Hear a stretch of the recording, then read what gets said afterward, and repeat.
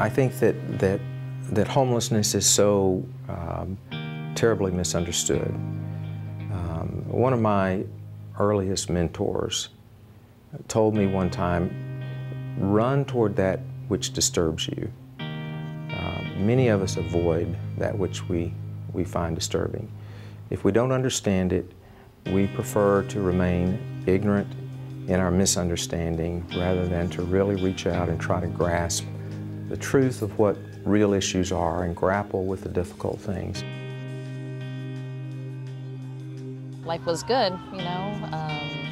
We had a house in Tampa, you know, we both worked, but then Mac was laid off. We were able to keep things together for probably almost a year. Then we were evicted. You know, we tried different things, stayed in a, you know, weekly place, stayed with my mom for a while, stayed with his sister. And, you know, it wasn't easy, you know, bouncing here and there, you know, feeling like we're putting a burden on our family. So it definitely was not easy before we got to the coalition.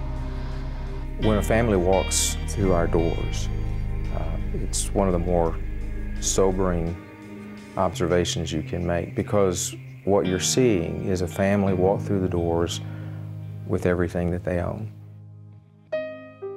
My main focus was to stay together, because everything that I'm doing is for the children, to give them a better life. When I was researching all the shelters in the area, I would call and they would say, we don't take pregnant women, were you know, in abusive a relationship, you can't bring your kids.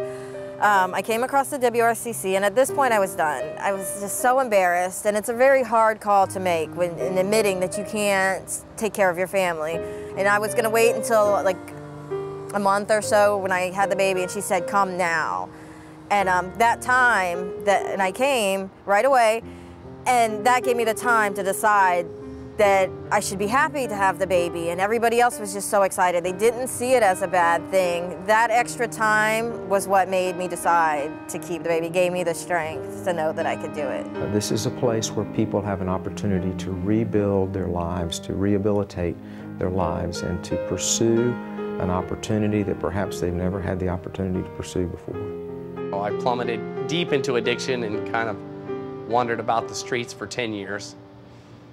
Kind of lost in my own self-loathing and self-disappointment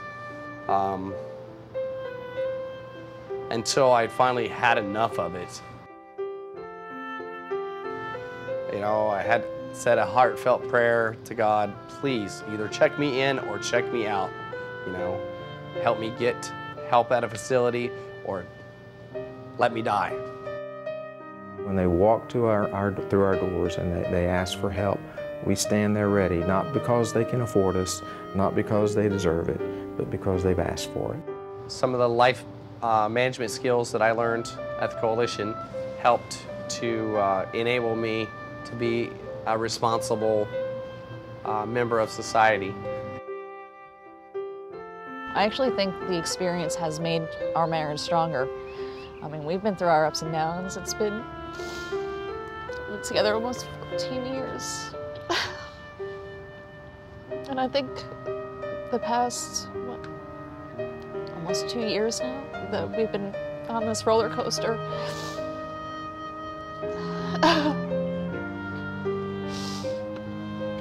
It's definitely made us have a stronger marriage. I would love to give advice to people that would simply say, run toward that which disturbs you, investigate it, look at it curiously so that you can come to understand that, you know what, there is something about this issue, there is something about homelessness that I can address, that I can do something about, and that I can be a part of the solution.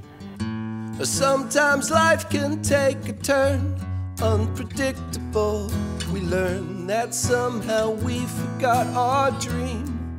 They're here to help you help yourself. They're gonna hold your hand while you do the things that you need to do, but they're not gonna do them for you. It's a stepping stone, and they're here to help you get on your feet. But the dream is still alive. We have to reach down deep inside and sing a song. song of joy today. None of this would have occurred had I not found the Coalition for the Homeless and started to rebuild my life.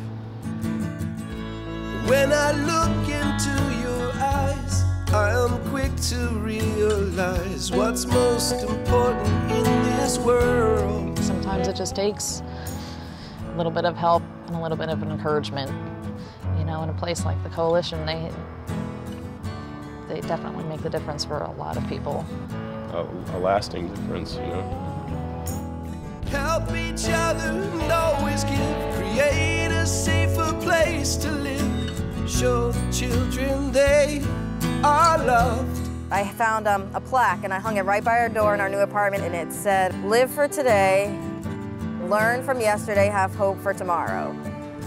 So that's all we can do. And it's love, love, love that brings us hope. All we really need is love.